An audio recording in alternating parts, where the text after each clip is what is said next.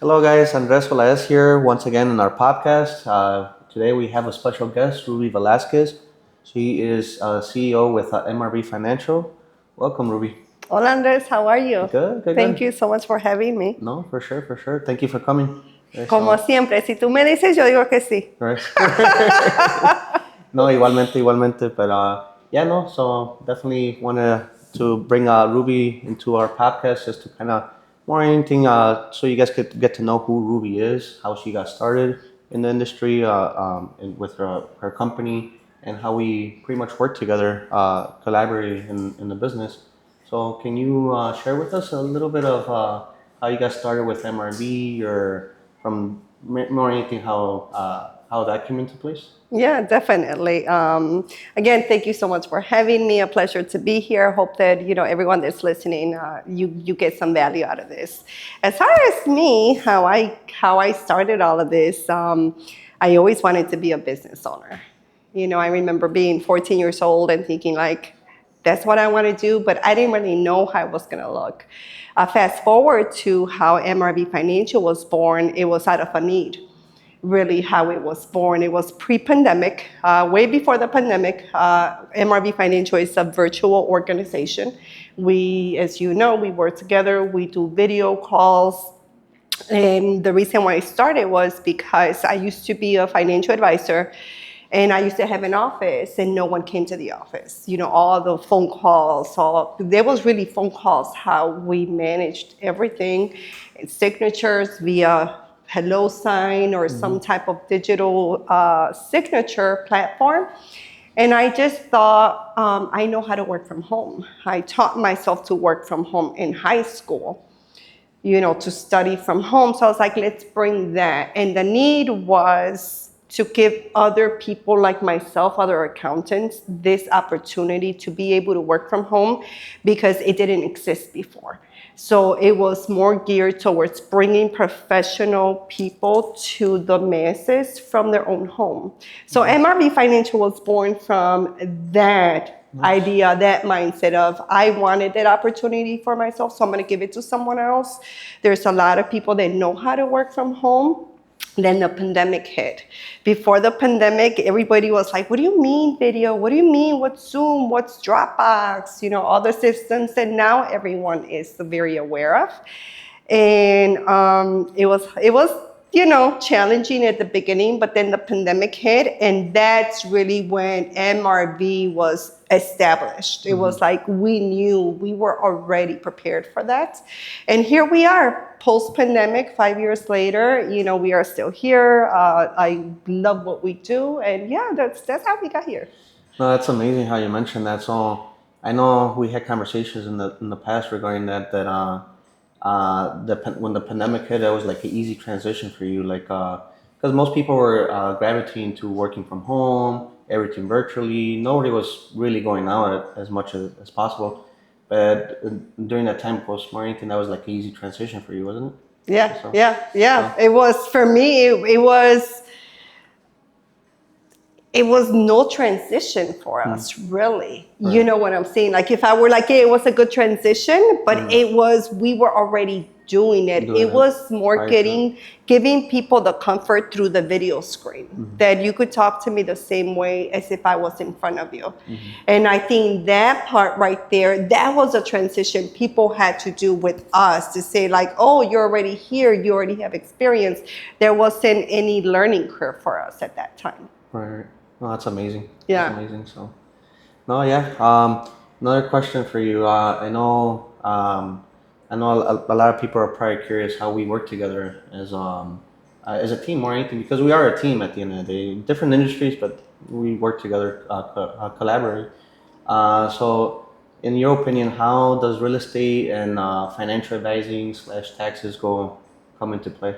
They're married in many different ways, and you could also separate them in many different ways. But how you and I work together, right? How do the financials come into play? Well, first you need to find out if you have the money before you sit with the lender. Like, do I have anything? And even when you sit with the lender, they're gonna help and guide you through it. But before that, what kind of financial literacy do you have? that's where I come into play, and that's where I feel the importance is. It's very different when you're not when you're renting versus when you're a homeowner, right? If you just look at the expenses, um, you have a fixed expense when you're a renter versus when you go into real estate, whether you're going to be becoming an investor, you need financial literacy. You need numbers. You need to know the 70-30 rule. You need to know different things, right? So for me, getting into real estate without having financial literacy or an accounting support or a financial support system, it's almost walking into the room blindly trying to find the switch, and you're never going to find the switch because you don't have the tools, you don't have the resources. So I feel like financial literacy is something that's super important to have, especially when you're dealing with the most expensive product that you're ever going to buy. So making sure that you look at it, how is it going to look for the next 3 years? Am I going to want to buy another property if I'm an investor? Am I going to want to buy a secondary property if I'm a family member? Am I going to want a vacation home? What are your goals with that? So for me, real estate is really the foundation of the home because of the children, right? We need to give kids a steady home to grow up in. There are facts, we will talk about how we met, Right. but there are facts that a child grows more successful if they are part of a home ownership environment versus a renter's environment. So for me, I think that's really what brings me down to why I love real estate so much and why I like working with, someone like yourself. As with the different scenarios that we get all the time, I think patience is big on it, but having that financial support is big for buying real estate. Yeah, most definitely. It's a roadmap that you get, right? It's like you mentioned, we can't be blinded at what your next move is, whether you're buying your first primary residence or investments, right? I know I run into clients quite often that they want to get into the investment community, but they don't have their financials in order, right? And that could bring an obstacle to getting loans with the banks or refinancing and stuff like that. So having a clear game plan and having somebody that gives them a little bit of guidance, such as yourself, to give them like, hey, you know what, this is what I recommend, how to handle your business more than anything, right? So it's just a little bit of guidance that people need more than anything, right? So Yeah. So let's talk about how we met, right? So it's been what would you say, like maybe like 4 or 5 years or so? We met 20. Let me go back to our board years. 2021? 2020. 2020. Okay, 2020 we met. So 5 years, four or 5 years? Yeah. Yeah? Yeah, so it's the 5 years exactly. Yeah. So when we're going into the NARP, when we're NAREP Chicago, we were both board of directors, newbies coming into the brand. We did make a big impact, while we were there. We hit it off. I think one of our first meetings, do you remember? It was the first board meeting that we had. Yeah. Yeah, no, we went out to eat, I forgot the name of the restaurant, but we went to go eat some steaks with the whole board and everything. And it was nice getting to know everyone. And that was the first day I got to meet you. I think we clicked like for never the same day or more, right? So, yes, it was an instant, like we understood that we were very aligned in, our thought process, how we looked at it. And I don't know, for me, it became really easy. Yeah. You weren't difficult to get along with or anything, but everyone on the board was great, of course. I'm not, but as far as how you and I met, it was that. From that day, I think we just, what do you do? What do I do? And let's see how we work together. And here we are. Yeah. 5 years later, right? 5 years later, here we are. And I know along the way we also been supporting each other, right? As far as business-wise, right? Like I know you throw events and myself and everything. It's just a big team that we're putting together and everything, right? So Yeah. so Yeah, no, you're a big support for my clients. I always refer them out to you, whether they're newbies or they're seasoned investors, especially if they want to get into investing due to your expertise that you carry. yeah. And then likewise, from my end is, definitely people need a lot of guidance when it comes to their taxes, financial advising, and more anything. Just something that's very needed, especially in the investment community or just in general, right? Just people should have their things in order, more anything, right? So, They need yeah, help, and I am here to help them. yeah. So, what advice would you give, in a financial standpoint, for an investor, let's just say a new investor that's trying to get in the investment community, whether they're looking for flips, rentals?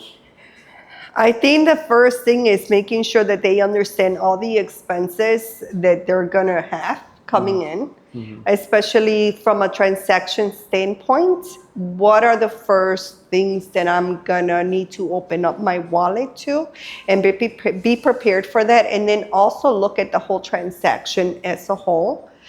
Not only from that point, but the longevity of it as well. Am I putting in what my tax payment is going to be on that? I think that property taxes and the federal and the state taxes are, for some reason, those two taxes are forgotten. And we don't add that number into our criteria, right? We lead with the property tax, and the property tax will tell us whether that's a no-go, right? Because if it is at this price right now, but then we forget about other taxes after that. We don't incorporate the let's say for flipping. If you're going to flip, understand the long-term gain versus the short-term gain. The short-term gain is under a year, where that's going to get taxed as if you're working for it, which is the highest income tax bracket, versus if you hold it for a year and a day, then you go into the passive tax bracket. So understanding that's going to allow you to say, okay, well, for that one, we know that the passive income highest tax rate is 15%, versus if I'm going to do it under, it's going to sit on my tax table. Where am I on my tax table? Do I even know what my tax table is? So it's awesome that you mentioned that. So I know you told me in the past something, of course, I mean, to lower your tax liability as much as you can. And one of the great ways of doing this, maybe opening up, like if you're in the flipping world, maybe opening up an S corp, right? Yes. So just because of the tax brackets, even though you're still going to be paying higher taxes on a short-term property, short-term gain under 12 months, but maybe opening up an S corp will save you a little bit of extra money. For the S corporation, it will definitely work if you're going to be doing the property management for the services of it. While the real estate itself, you want to put that in an LLC. Remember that the real estate, the product itself, is better on an LLC because that's the best vehicle for it. The S corporations are more for the services that you're going to put on it, right? So let's grab that scenario that I open up a company and I don't plan on working. I don't plan to be the one working in it. I'm just going to own the asset, have your company, whether it's an LLC. Let's say you're going to buy more properties, then have yourself a series LLC. And start putting all your investments into the series LLC or the LLC, and the S corporation could be the driver. You're already saving the 15% taxes. That could be the property management because that's the one that's offering the service itself. Right. So S corp is, so what you're trying to say is, so S corp is more diving into services more. Right? Yes, that's the most beneficial for you. So like let's say even a realtor. A realtor benefits 100% from having an S corporation. Now I'm going to put in my little advice on this one, okay? Because for me personally, when I sit down with people, if people are not making over $150,000, I'm not going to present an S corporation to them. it requires more liability. It requires more documentation. They will really take away that designation status within 2 years. They really do take care of that 15% tax savings. So they really keep an eye on the S corporation. So for me, I'm gonna advise, don't get into it because right away until you know you can handle it, because they could take that designation and going back and forth, it can get tedious. So to start off, if you know you're making under 150,000, you could start as an LLC. Let's say a year later, we could attach the S corporation status because an S corp is a tax status. It's not necessarily a company. Right. So that's how I would position it. Position it right there. So more services for S corps, and then for Assets. holding on to real estate, maybe an LLC or Yes. a series LLC. Awesome. Yes, not under your name if you could avoid that. Right. First-time home buyers. Yeah. That's different, right? Or you plan to live in the house. That's different. It could totally be under your name. And then, what do you think about trust, like tying in the trust to an LLC, especially for those properties that you might have a portfolio or so? Definitely. If you are a qualified, savvy investor, we're already talking high level game, right? At this point, I would definitely recommend a trust to have that in writing to protect and to call out who the beneficiary is going to be, call out what's going to happen if something were to happen to me, if I were to become disabled, if my income were to change. Think of all those different situations because if you don't put it in the trust, basically what you're doing is you're allowing the state to make those decisions for you. I don't know how anybody feels about anyone making decisions for them now, let alone for anyone to come and make decisions on behalf of your family and yourself. We do live in a world of lawsuits where anyone can sue you just because they have the money, they have the resources, and you have something that they feel that they can take from you because you wronged them. So a trust does give you that additional power to say if something were to happen to me, and separate you completely as well from the tax side of things. That, and also, I believe so, adding different layers, right? Different layers. So we're talking about there's there's your LLC, S corp, whatever you decide to do, your trust, and even adding maybe an umbrella, right? Yes. As much as you can to separate yourself from liability purposes, in case. Unfortunately, we live in a world that people want to sue each other and stuff like that. It's just more anything just to protect yourself more anything, right? So. Yeah. It's that in the everyday world or the everyday social media language that we see, is how they say this is how the rich do it, right? This is how the wealthy people do it. They create barriers on top of barriers so that by the time they get down to you, it's very hard to get down to the bottom. Those layers serve you in different ways. A trust itself, as it gets taxed differently than it does an LLC. The trust is going to come down to your tax status at the end of the day, right? But you need a manager. You need someone to say, this is how it's going to happen. And if you get a really good attorney, they could guide you through your needs and what it is that you're trying to protect yourself from, what it is that you want to do with the items at a certain date.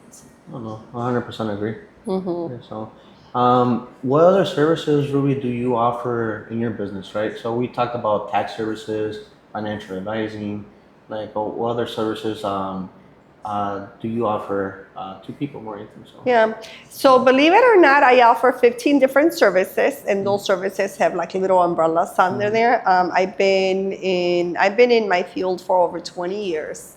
So I'm so blessed to be able to say that we offer that many services, because I remember when I first started, I started with taxes. Okay. I started, not really, I started in corporate. I used to work for corporate. But when I went on my own, I started with taxes my sophomore year in college, passed a class, and they were like, okay, you guys are qualified. And I started that way. Fast forward, I was 23 years old at the time. And I just remembered, like, hey, can I do your taxes? I won't charge you. Like, I'll do it for free. I just want the practice. Like, I remember starting like that. Fast forward to today, we do budgeting. We help people with budgeting. We help with bookkeeping. We do financial meetings. These financial meetings, we could literally talk about, due to my education, due to, the experience that I've gained over the years. We help people plan for college, then refer them out to the appropriate party for them to buy whatever investment vehicle we talked about at that time. Because when we're planning for college, there's so many different ways to look at how we're going to fund it. You could go buy a building tomorrow for your daughter or your son and say, hey, this is going to pay for their college tuition later. But then we might want to put a 529 plan for someone, right? Everyone's different. So we go into different financial plannings from personal to business. That's another one. Taxes is our biggest line. It's probably the one that people know me by the most. It's amazing how I never thought that's what I would be known for. The other services in corporations. Then from the incorporations, we do everything from partnerships, LLCs, S Corps, Corps. We do get very creative as well with our setups. As you've known, we've done some joint ventures as well.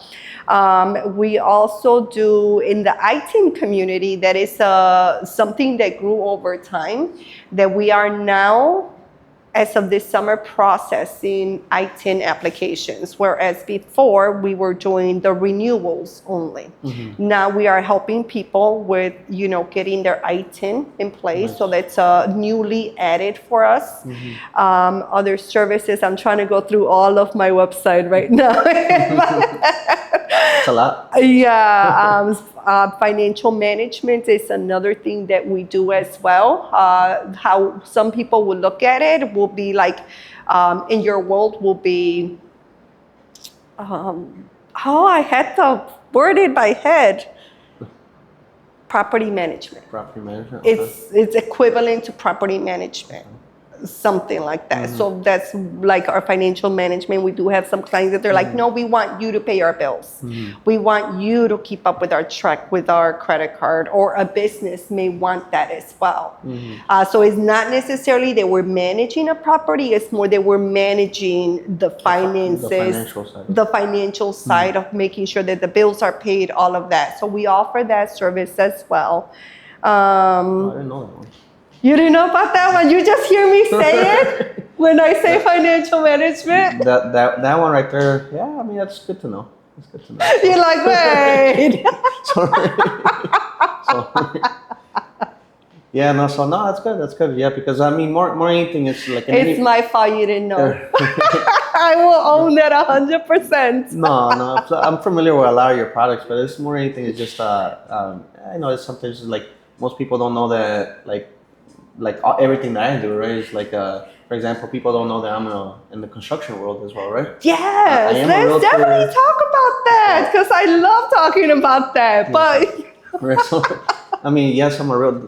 That's what I publicly put out there, but I'm also in construction, right? So the same thing, I guess, right? So, exactly. yeah, People don't, and like I said, you think of me, I think most people walk around, they see Ruby taxes. Yeah, so. Right, and then I'm like, we do financial management, we do accounting, we do bookkeeping, we do budgeting, and then they're like, I didn't know, and I'm like, no, that's on me 100%. Yeah. I need to start walking around with a banner around me. Walking billboard. A walking billboard of some sort. So, no, that's awesome. And Ruby, where in the next 5 years, where do you see yourself? Oh, that is a golden question. 5 years from now, I do see myself retired, believe it or not. I'm already starting that retirement phase. Okay. The way my retirement looks like is in play right now. So I'm pretty excited. Believe it or not, you're like part of it and don't even know it. So I am looking to be retired in 5 years. Yes. Nice. Yes. No, that's good. So, and where would that put MRB, if you don't mind me asking? Oh, MRV, my baby. MRV is going to continue to grow. MRV is in a transition, actually, as we speak. We became international in 2022. Okay. So we started to help other clients outside of the US who have foot here in America, in the United States. I think the launch of the Latinas in Finance book also kind of helped the growth of that branch.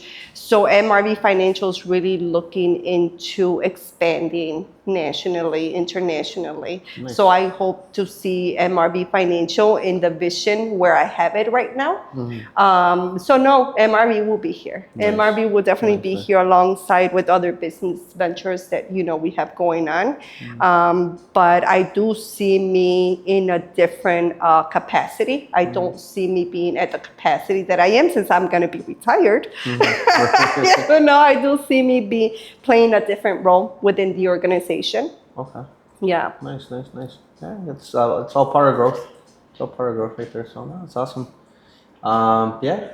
You want to talk about investments a little bit, like how that ties into taxes? Yes. Let's definitely do that. Pick one.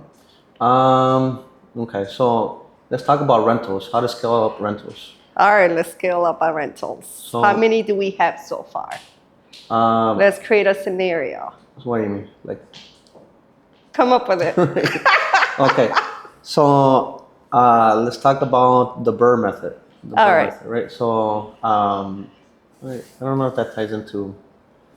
You could cut off anything, right? So. Yeah. So. So. As you can say, we're natural, but we go on tangents here. Don't just get trying to us together, because we could be here all day. Yeah, I'd love to get you talking more. So if you want, I like that idea of having a scenario. I think that'd be really good. If you could Okay. So maybe you give me a scenario. Yeah. Okay. It could be even a real life scenario that you guys have. Where you guys Yeah. are ready. Let's do, okay. Yeah. We could do scenario 1, scenario 2. So scenario 1, new home buyer. Okay. Scenario 2, they want to come into investing. Okay. So they want Just to to be get like a new to- investor and stuff. Okay. Yeah. Or you want to do a season one too, or do a season and a newbie Yeah. Either or. to do two comparisons. Yeah. Okay. So okay. Back to the question Right. was, So I guess you asked me. I ask you. Yeah, so you could start talking about it. He'll give like a little detail of it, and then you could jump in on how you were. Have a conversation after. Okay, perfect. Since this is your world. Okay. Yeah, so you can kind of start over asking questions. Yeah. Okay. All right. So let me ask you a question. Since this is your forte, let's talk about investments. Let's talk about real estate investments. Okay. Let's do a few scenarios. Someone coming in and someone that's already seasoned. Okay. We're talking about investment wise, right? So investment wise, someone that's coming in that wants to be a new investor is analyzing or anything, what type of investment property or what type of investment approach are you trying to do? Are you trying to go into the flipping world or rental or anything? In my opinion, I feel like both scenarios are pretty similar as the way you approach houses, right? Always, I know we talked about in the past, the 70-30 rule, right? Whether you're looking to flip or rent, right, is the number one rule to understand. Whether you are a seasoned investor or incoming investor is understanding that. So, and more anything also prior to even looking at houses, having your financials in order, because at that point, unless a newbie or a seasoned investor is looking to buy cash, this might be a little different. But if you're trying to leverage other people's money, right, as far as like banks, hard money lending, so on and so forth, it might require a little bit of some down payment or some credit history or even taxes, right? So just having those things in order. Once we have those things in order, then at that point is diving into finding the right properties. One of the common questions I always get, hey Andres, where do you think I should invest, right? The answer is pretty much anywhere, right? Anywhere where the math makes sense, right? So it could be generally anywhere, like just follow the 70-30 rule, which is pretty much whatever property is being offered at you, right? Or that you find is making sure that the acquisition and the renovations do not exceed over the over 70%, right? Because we want that 30% margin just in case, for any room of error and profit more than anything, right? So as a newbie, definitely get your financials in order, right? And then just talking to the right people, right? Connecting yourself with a seasoned, friendly real estate agent, right? I mean, there's plenty of agents out there, but more than anything is just having an agent that's has a clear understanding of what they're looking for more than anything as far as investments, connecting with those people. As a seasoned investor, more than anything, definitely leveraging if you have properties already in play, leveraging your current properties, right? Of course, sometimes we have sitting equity in some of those properties that you can leverage that equity to purchase more properties, such as burring these properties out, right? And that will require refinancing. It might require some taxes as well. I know there's special type of financings that do not require income taxes. So more anything, it might require just like credit, and as long as you have the equity and down payment, such as like DSCRs, bank statement loans that we were talking about earlier. So more anything leveraging these the banks. So more anything, one thing that I'm repeating myself right now is leveraging people's other people's money, right? Which is banks' money, and sometimes people get intimidated with, oh, the interest rate's too high, but even with the interest rates being where they're at, right? Does the numbers still make sense? It's still an investment property, right? Whether you're a newbie or a seasoned investor, it's just, do the numbers make sense, right? Because if it's making you money with the current interest rates, the moment the interest rates drop, it's going to make you even more money, right? So that's one advice that I will give to any investor out there. So yeah. So Yeah. So for me, the advice or what I would add for this part to both parties, as a new person, make sure that you don't take for granted the journey of the beginning, because that's where you learn so much. That's where your first transaction, your first deal. If you want to keep doing it, you got to remember how that felt and how to come ready, because there's nothing worse than, let's say you're in a position to sell. You have to sell for whatever reason, and then you need to buy again. If you let too much time jump in between, it's very easy to get discouraged because you see this one property as you thought you were going to make so much money off of one property. And one of the things that I tell people all the time is that whether, have your mindset right from a financial standpoint as to why you're getting into, real estate investing. Let's say you're a new person, but you're looking to be a homeowner. You're looking for the American dream. You want to have a nice home for yourself, for your family, something that you call your own. Just make sure that you position yourself to where if someone in your home were to lose their income, that the mortgage can still be paid. The mortgage has to still be paid regardless of the income, because your household depends on this. Now, if you're an investor, remembering that transaction, because you're going to be at the table a lot. You're going to be learning about different kind of loans like you just mentioned right now, right? Getting used to that uncomfortable feeling, because you get to a point eventually that you become that savvy investor that you may not even want to show up to the meeting anymore, because you have your attorney there, you have your representatives there. Some people eventually get to that table, but the reason why I say is to make sure that they pay attention in the first and second year, is because those are the years that you may not see a lot come in if you worked on a very small cash flow number, But the idea, one house is not gonna make you rich. It's gonna give you a more comfortable lifestyle, but it's not gonna give you versus having 5 houses. So if you learn how to do your bookkeeping, I think bookkeeping, maintaining their financials is big for any investor because that is where a lot of your opportunities to lower your taxable income comes in. And if you don't know the difference between just because you scan an item through your business account does not mean that that's a business deduction. That just means you use your bank account for it. That's all that means, right? But it's not going to do anything outside of that than lowering the wealth of your organization. So remembering that in the first 2 years, my goal is to get comfortable. And this is my new life. What did I learn? What went wrong? That was an alarm. I'm sorry. It's 11? No, it's 12. No, it's 12. If you wanted a blooper, you got it. Back to what I was saying. Those first 2 years are very important for you to map out your next house.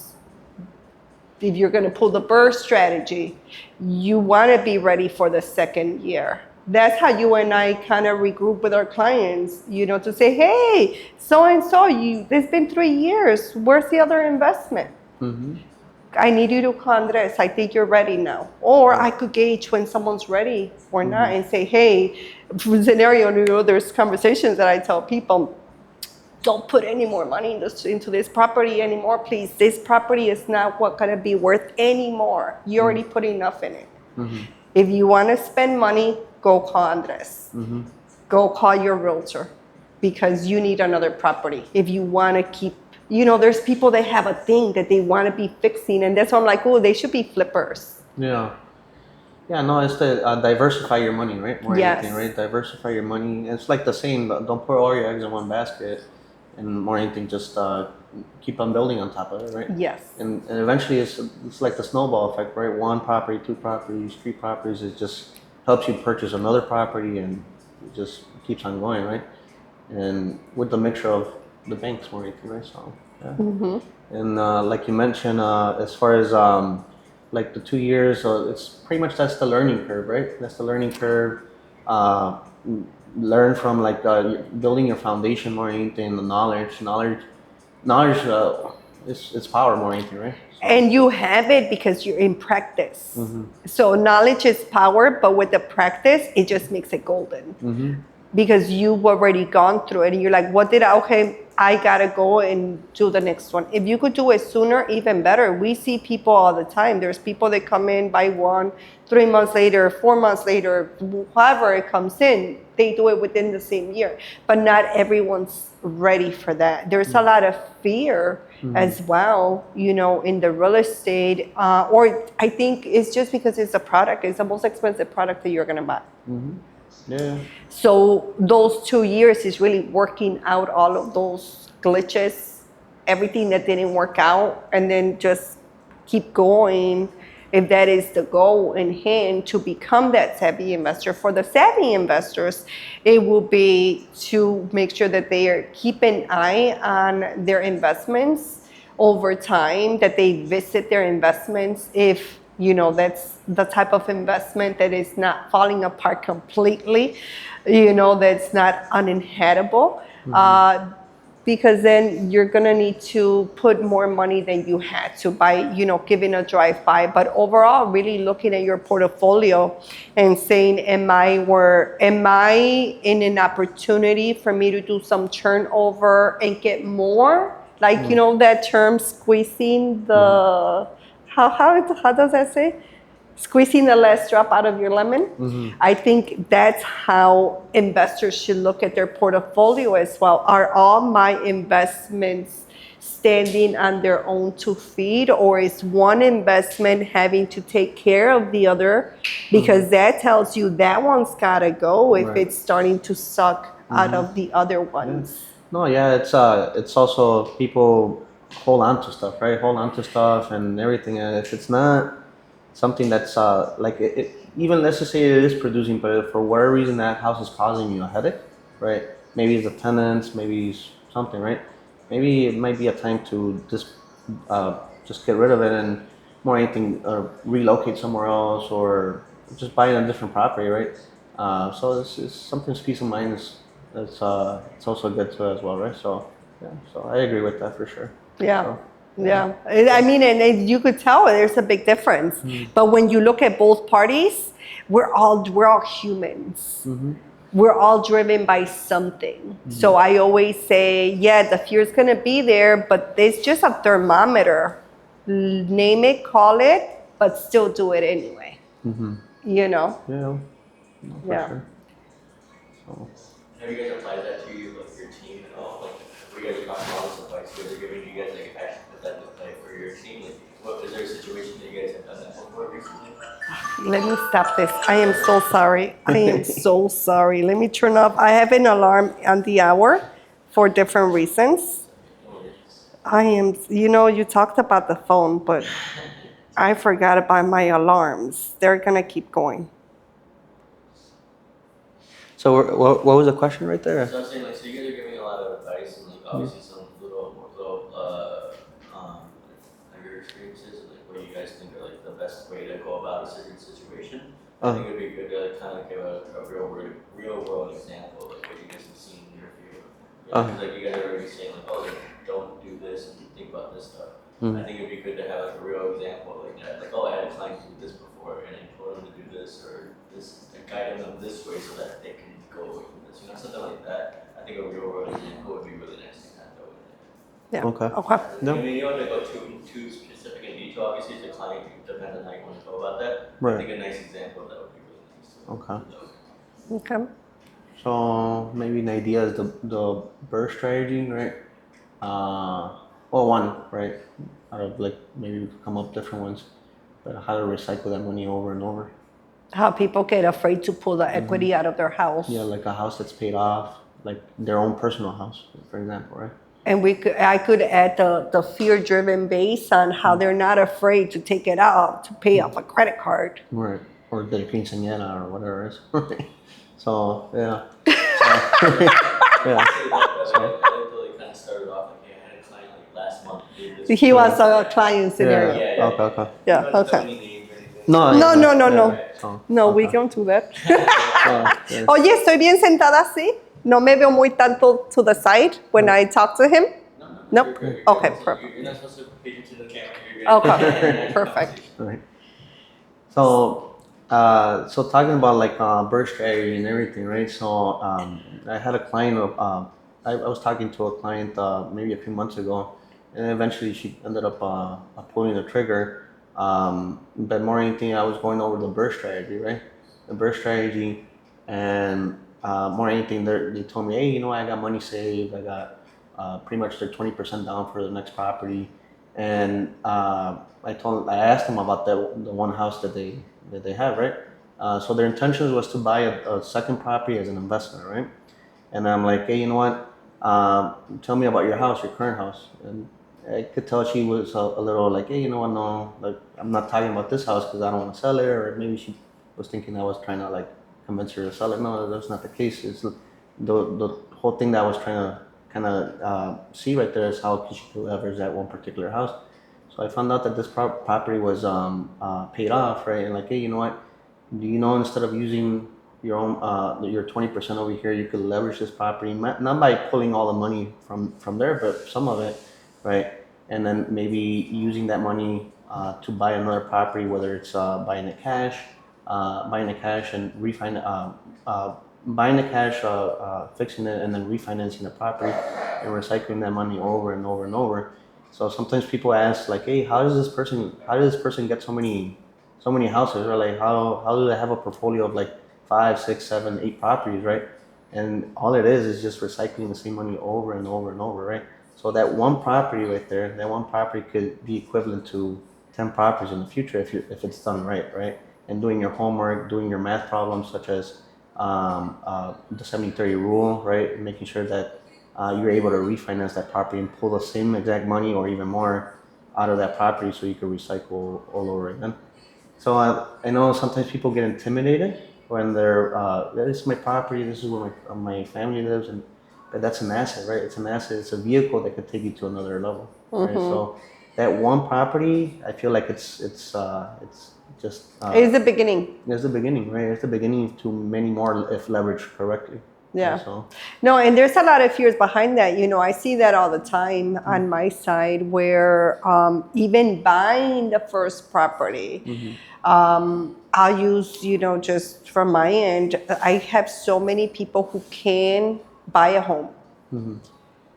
But the fear of, I may not like my neighbors. There's so many irrational fears into home ownership that people don't pull the trigger. So I say all the time, you don't like it, you could sell it afterwards, right? So like from my end is, if you could get over fears that don't exist, fears that are in your head, and just move forward and start with that one property. From that one property, one of the things that I think it would be good that I see is that open up your mind that we don't live like we were in the 70s. We are in the year 2025, and we're moving very fast. The strategies that we're talking about, they have been around for many, many years. We're not the first ones to speak of them. We're not the first ones to utilize them. They're trusted. They've been used. Start with the first one. Right? Because once you go there, it's very easy, I think, to look at it as a need. Maybe you needed money for your daughter's quinceañera. Well, what if instead of using that's like a big thing that, people do. They use the equity as a bank account. right. Let's look at how we looked at equity. Can you use the bank account to buy more properties rather than to get you out of problems? Because if you go buy the second and then recycle it again, then now what emergencies could come up because you're allocating your financials properly. So I would say, I'll say like I have, we have many successful clients too who are doing that, who are trying, let's say they come in for the first property, then, they pride that they get to call you back and say, hey, Andres, I'm ready for the second one. Hey, señorita, I'm ready for you to help me, present my financials for approval because I'm ready to move on. That's a big conversation, and you see the pride in people all the time, how happy they are. And I wish I could name people, but I just see them in my head, and I'm like, that joy that they bring to us. Like, hey, I'm ready. So if we could look at our home like that additional bank account that, one day we're going to want to retire. We just talked about where I want to be and where do you want to be and how is this asset taking you there? Because once you get retired, we can't count 100% on our body. We could count on it, but the health that we're going to have is going to be a blessing for us all. So to prepare as if you're not going to have it, you're going to be 10 times better. No, 100% agree. Yeah, it's more anything creating that the base and the foundation for. Eventually, people do get tired, right? And you just want to retire el día de mañana, right? So, yeah, no, I agree. Right. So, and especially from that one house, right? Now, if you have a few houses that are helping you to be able to retire, right? In my opinion, there's other vehicles. I know you talk about many vehicles as far as like. Investments out there, right? But yeah, I strongly believe that real estate is one of the great vehicles to more anything to retire, more anything, especially if you have a little bit of cash flow coming in, and sometimes you could just relax one day if you want to, right? Yeah, it's nice to have. It's like anything else. We were just talking about a car earlier, right? Versus taking an Uber or owning a car. Right? It's the same concept. Right. It's really the same concept. And when it comes down to the home ownership, for me, I feel like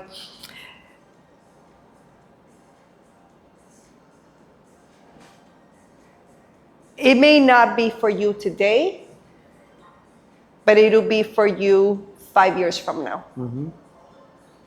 10 years from now. It's that peace that you have without even acknowledging that it's there.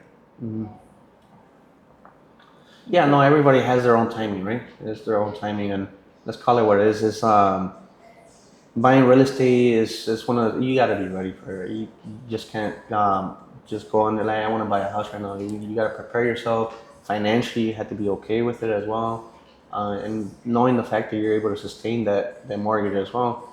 Um, I can honestly say that sometimes it's not. Hey, you're not ready to buy a house right now. Like, hey, you just wait a year, wait X amount of time, and buy it at your given time. Everybody has their own timing more anything, right? So Yeah, definitely. Definitely. so I don't know what else to talk. I know. I think that's why I was like, okay, I think we're done with this one. We got a lot of good stuff. It's like 50 minutes or so. But if you guys are good on like what you guys want to talk about, and you kind of have like a little game plan for that, I'd love to go over like one more thing, and then we can end it there.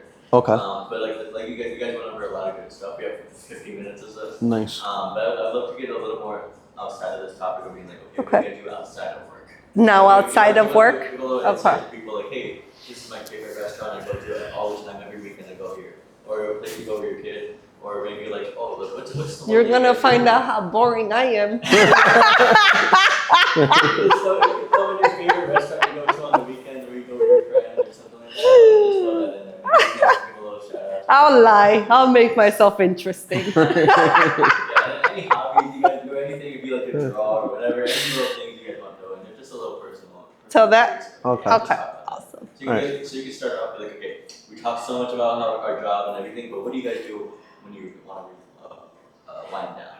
Okay. What do you do on the weekends when you're not working? No calls, nothing going on. You're trying to go out. Just something you guys do. Yeah. Okay. All right. So, Ruby, I know we talked about a lot about like what we do, right? How we work together, how you got started.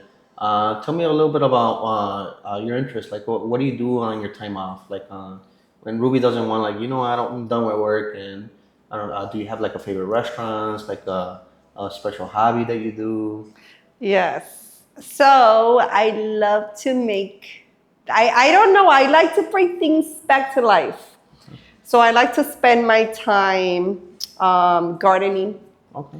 I like to spend my time in peace, actually. I like to do yoga. I like to go for walks. I don't necessarily have like a favorite place.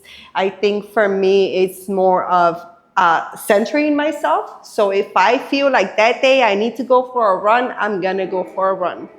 If that day I feel like I'm very big on paying attention to my body, I'm very big on health. So I will spend time with my family. I feel, I just said it earlier, I don't have much of an exciting life. I love to travel. So if you tell me, I love traveling. As far as food, I love everything, but I do love Mexican food as well. So any Mexican place, I mean, the city is so filled with so many places.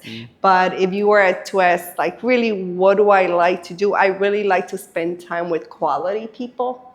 I really like to spend quality time versus just squandering it. So I go a lot of based on my need and where I am, but I don't have a one thing to go to. I'm very routine I like to follow routine. So when I am able to escape out of my routine, I will go, for example, this weekend, I took it upon myself to spend 6 hours taking care of one of my beds, things like that. But yeah. Nice. Yeah, that's good. What about you? For me, some things that I like to do, decompress, right? Is just decompress. Is obviously we work 24/7 sometimes, right? So more anything, one of the best ways that I love to decompress is hanging out with my daughter more anything, right? Hanging out with my daughter, taking her out to the park, taking her out to eat, Chuck E. Cheese's, right? I mean, just bonding with her and just spending time with her more than anything, right? And that my daughter has also. I mean, I always been close to my family, right? My mom, my dad, my brother.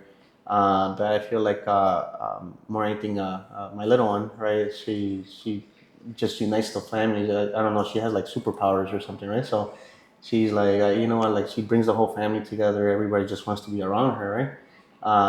And yeah, no more anything is that's one of my main things that I love to do at this moment, right? Is just spend time with my daughter, and I feel like that's it's just amazing when how life changes when going from like more anything not having kids to being a parent, right? How just your world just shifts more anything, right? In a good positive way. So definitely spending time with my daughter. Aside from that, also hanging out with very close friends, like just like you, like hanging out with friends, maybe going out to a restaurant or going to eat. Like one of my favorite restaurants is in Worth, Illinois. It's called Craples, right? It's they got pretty good steaks right there and everything. Nice little patio. On the weekends they have like live music, live band. So definitely just hanging out with friends. Love to travel, right? Even let's just say I don't have the time to travel internationally or a different state or anything. I always look to what's close around here. Like for example, Lake Geneva. It's like an hour and a half away. It's easy, right? A day or two, go over there, enjoy the lake and type of stuff. I did that just last weekend, right? So just more you can just little fun trips like that on the weekend type of stuff, just to again decompress more anything. We work a lot, and I feel like that's something that's very needed. I feel like everybody needs to decompress a little, and Agreed. so yeah, so that's that, in a nutshell what I like to do. No, So, that that brought me to you're giving me so much nostalgia uh, because you got to remember that right now, I'm in an empty nester phase. mhm, My son's off at college. mm, Right now we have him at home, right? mm, But he's gonna go back to the dorm next month. My daughter's off on her own. She's been off on her own. So I think for me this year right now, it's, how I said earlier, like doing those quality time things and I think right now I'm at that getting to know who I wanna be now mhm, because I'm not done. I think as a parent, you're never done with your children. But as far as giving them the tools or resources, I don't have little children anymore. My son's 19. He doesn't need me how your daughter needs you, right? mhm, So for me, like when you say all these things, I'm like, oh my God, like I don't have those things anymore. So now I'm relearning to reoccupy my time and mhm, say, how do I want to do this? mhm, Where do I want to put my time in? And yeah, I do catch myself decompressing mhm, and saying, okay, do I want to go dancing today? mhm. Oh, I haven't gone dancing in a long time. Let me go.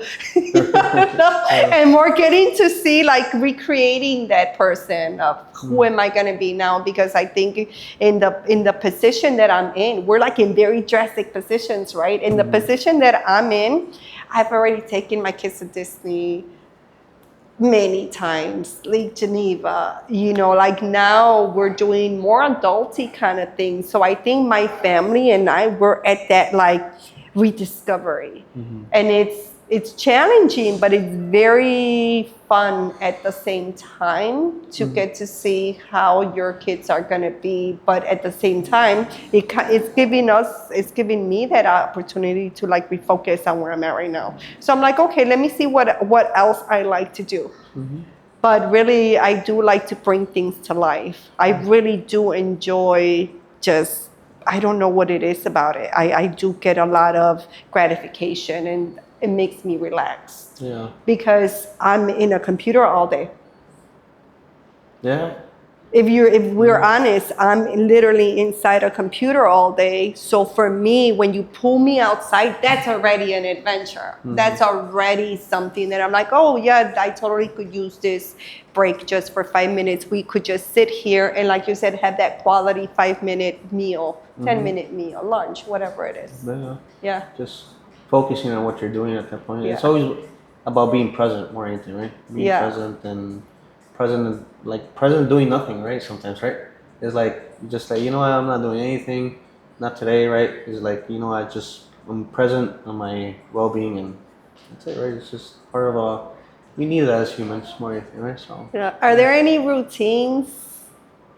I'm building a routine now. I used to be a big basketball player more than anything, right? Like, didn't make it to the NBA, right? But, right. But back in the days, I used to play a lot of basketball, right? Running up and down the courts and everything. I still play a little basketball here and there, but I'm trying to build my stamina a little bit more again, just so I could run the courts a little bit more. I still got my dribbles. I still got everything right there. So I love basketball. Football, I love watching football, but not playing it because I don't want to get injured, right? But but definitely right now the routine that I'm trying to build, I'm currently building is the morning, a little bit more of my morning routine, right? I'm catching myself right now, at least going like, I'm working on progressing a little bit more on it, but like 2 to 3 times a week, going to the gym at 5 o'clock in the morning, right? Whether it's lifting weights, a little jog, jump into the sauna, just gets you going, right? So that's more of the routine that I want to build more than anything, or I'm currently building, right? Just because the morning, if you dominate the morning, you dominate the day, right? So simple as that, right? So that's my routine. How about you? You have a routine or a routine that you're working on, or? Yeah, I do. I do have I used to be, when I was younger, I used to be at the gym at 4 a.m. Mm-hmm. I had this machine, and I had to be by 4 a.m. I had to be on that machine, because then by 5 I had to get ready, because then by 6 I had to be at my job, and then by 7 I had to start working. And I carried that routine for so many years. Fast forward to becoming an entrepreneur, that routine was very, very hard to keep up with when I was going to sleep at 12 a.m., at 1 a.m. Because, you know, when you first start, there's no end in sight. It's not until you become seasoned and you're a little bit more established, you're like, okay, I could breathe a little bit more, you know? And for me, it was just that learning curve that I needed. Now my morning routine is to take care of my personal matters first thing in the morning, so that they don't prevent me from showing up. So like you just talked about, for you, your personal matters are going to the gym in the morning, right? So for me, my personal matters change on a daily basis, but I do have a health routine. I do keep myself busy. I may not necessarily work out in the morning per se, but in the morning, I will write myself an agenda of what to accomplish that morning. So Mondays is one thing, Tuesdays is another one. But then I may repeat it, like you said, 3 times out of the week. I have to, for me, my priorities are making sure that I'm healthy, that my house is clean, you know, that my son has food when he's here with me. So I may prep meal in the morning. I may do everything in the morning for the personal needs, so that my day runs very smoothly, whether it's, you know, having to make an appointment, anything that I call that the Eat That Frog. Have you read that book? I haven't read that book, but you told me about that book in the past, yeah. That you do the hardest things at the beginning of the week or in the morning. That's what I attack. I attack the hardest task in the morning. And the hardest tasks sometimes are the personal ones. Yeah, that's true. So that's how, so by 8 a.m., everything should already be done. By 8 a.m., I'm already at the office. I'm already starting my day. And then I just, you know, our office hours are from 8 to 6 p.m. So then from 8 to 6 p.m., I'm at the office. And then after 6 p.m., I go back to my personal, and then I go back to a different, what I call my second round routine for the day, because now, I already took care of the business. I already took care of that. Now I need to get back to, personal priorities that we have. So then that's when, in the evening is when I may go for a longer walk. I may go for a longer something, because now I have at least an hour to 2 hours for myself. Yeah, makes sense. Yeah. Great way to end the day, by the way, too. I said weekends. What do I like to do on weekends? Decompress. I like to decompress. I like to visit friends. I like to do all the things that you just talked about. I think that, to me, that gets me out of the routine. Yeah. So this wraps up our podcast for today, guys.